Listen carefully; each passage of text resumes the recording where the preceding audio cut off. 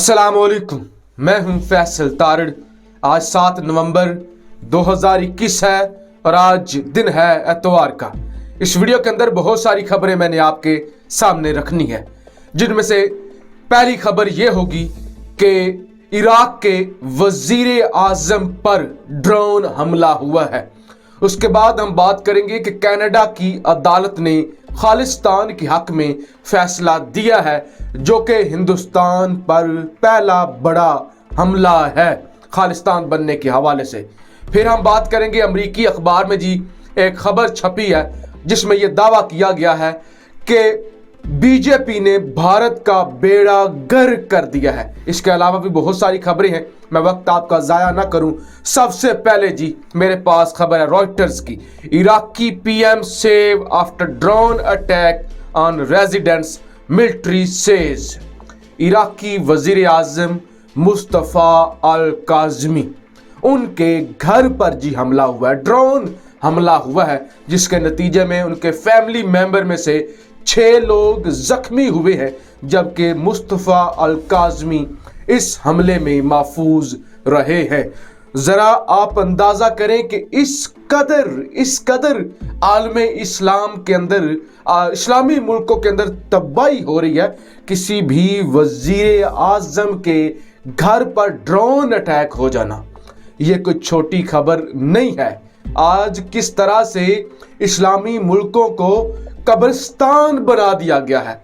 कोई सोच सकता था कि यमन की ये हालत हो सकती है कि वहाँ पे लाखों लोग बेघर हो जाएं। वहाँ पे इतना खुशहाल मुल्क 6 सालों में 2.5-3 लाख लोग मारे जाएं। कोई सोच सकता था कि शाम की ये सूरत हाल हो सकती है कि शाम के अंदर शामी बच्चे लोगों के दर पर भीख मांगे, तुर्की के अंदर धक्के खाएं, यूरोप के साहिलों पर, समंदरों पर वो इसी तरह मर जाएं। कोई सोच सकता था कि कज़ाफी का लीबिया इस तरह कंगाल हो जाएगा, या सद्दाम हुसैन का इराक इस तरह की हालत होगी कि हुक्मरान के घर पर ड्रोन अटैक कर दिया जाएगा। कोई सोच सकता था कि अफगानिस्तान के अंदर कितनी नस्लें तबाह हो जाएंगी। मैं समझता हूं कि यह आलम इस्लाम की और मुसलमानों की नाअहली है कि हमें एक एक करके तबाह कर दिया गया। मुसलमान ममालिक को कब्रिस्तान से बदतर बना दिया गया। कारपेटेड बमबारी की गई, करो बमबारी, जिस तरह से दिल है इनको मारो, कोई आपको रोकने वाला नहीं है। तो इराकी वजीर आजम मुस्तफ़ा अल काज़मी के खिलाफ एहतजाज चल रहे थे। 10 अक्टूबर को जो इलेक्शन हुए थे इराक के अंदर, उस हवाले से काफ़ी एहतजाज चल रहे हैं और साथ ही ये इतना बड़ा हमला हो गया। अमेरिका कहता है कि हम इसकी इन्वेस्टिगेशन करेंगे, हम इराकी हुकूमत के साथ खड़े हैं। और इसके साथ ही अभी तक किसी भी ग्रुप ने, यानी ना किसी ईरानी मिलिशिया ने या किसी और मिलिशिया ने इस ड्रोन अटैक की जिम्मेदारी कबूल नहीं की। लेकिन अगर इराकी वजीर आजम और इतने सेंसिटिव एरिया में हमला हो सकता है, तो ये भी हो सकता है, ज़रा ज़हन नशीन कर लीजिए, कि अमेरिका ने खुद ये हमला करवाया हो। आप पूछे क्यों? क्योंकि अमेरिका पर यह दबाव है कि इराक छोड़ दें, और अमेरिका ने वजीर आजम के घर पर ही हमला करवा के ये पैगाम दिया हो कि हमारा होना बहुत ज़रूरी है, यहाँ के हालात बहुत ख़राब हैं, यहाँ का वज़ीर आज़म भी महफूज नहीं है। तो खैर ये जी इराक की मुख्तसर जो सूरत हाल है वो मैंने आपके सामने रख दी। एक तो जी Indian company skip China expo, China के अंदर एक्सपो हो रही है। इंडिया के 3000 बिजनेसमैन शिरकत करने वाले थे, मोदी ने पाबंदी लगा दी है और अब वो कंपनी चाइना नहीं जा रही बाइकआउट करने के लिए कि अगर आप हमारे अरुणाचल पर कब्जा कर रहे हैं या LAC पर हमसे जंग कर रहे हैं तो हम आपका माशी तौर पर बाइकआउट करते हैं। लेकिन इंडिया टेक्निकली बाइकआउट रख नहीं सकता चाइना के साथ, क्योंकि इंडिया कोई चीज़ बनाते ही नहीं है, चाइना से सारा मटीरियल आता है। तो ये बेशक बाइकआउट रखे या ना रखे, चाइना का कोई नुकसान नहीं है। कल करें या आज करें, इन्होंने फिर भी चाइना से चीज़ें मंगवानी हैं। फिर जी पाकिस्तान पर सिखों की रेफरेंडम मुहिम की पुष्टपनाही का इल्ज़ाम गलत निकला। कनाडा की अदालत में जी मुकदमा चला, जिसमें सिख फॉर जस्टिस ने मुकदमा दायर किया था।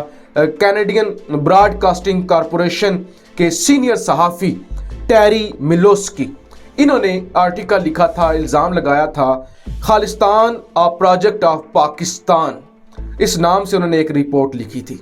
और इस रिपोर्ट को लेके हिंदुस्तानी मीडिया ने और हिंदुस्तान ने बड़ा शोर मचाया था। अब जी सिख फॉर जस्टिस के जो लोग हैं वो इसको कैनेडियन अदालत में ले गए, जहां खालिस्तान के हक में फैसला आ गया है।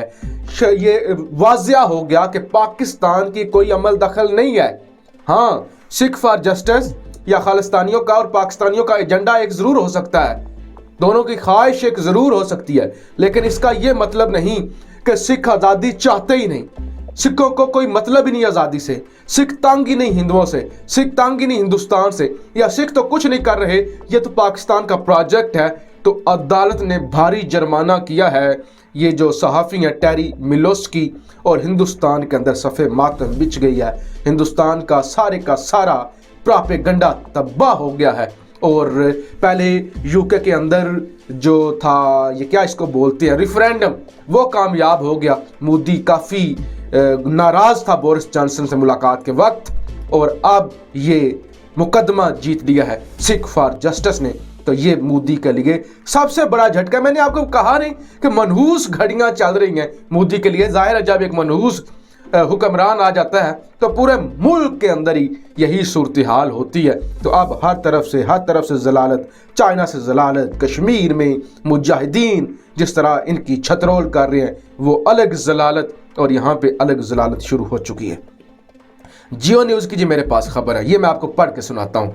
बीजेपी ने भारत की हैसियत तबाह कर दी। अमरीकी अखबार कहता है कि बीजेपी ने, भारतीय जनता पार्टी ने जनूबी एशिया के अंदर भारत की हैसियत तबाह कर दी है।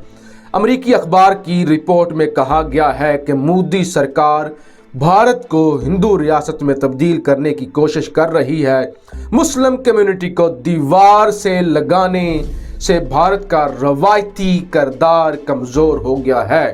जो ये कहते थे कि हम सेकुलर भारत हैं, ये एक सेकुलर मुल्क है, तो वो किरदार कमज़ोर हो गया है। रिपोर्ट में कहा गया है कि बीजेपी के रवैये की वजह से चीन ने भारत के हरीफ ममालिक से करीबी ताल्लुकात पैदा करना शुरू कर दिए हैं। यानी चीन ने फ़ायदा उठा लिया मोदी की नाकामी, नाअहली की वजह से, और ये तहासुब ज़दा जो इन्होंने रवैया रखा मुसलमानों से, और मुसलमानों और बाकी जो पूरे मुल्क को तबाह किया, उससे चाइना ने फ़ायदा उठाया। और वो तमाम ममालिक जो पहले भारत के करीब थे, चाइना ने उन्हें अपने करीब कर लिया। इस हवाले से भारत के साबिक वज़ीरे ख़ारजा यशवंत सिन्हा का कहना है कि हम किसी को क्या रोकें जब हम खुद ही मुजरिम बन चुके हैं। वो कहते हैं क्या हम कहें, क्या कहें किसी अखबार को कि फलां अखबार ने ये आर्टिकल क्यों लिखा, या क्या हम क्या चाइना को रोके, या क्या किसी मुल्क को हम कहें।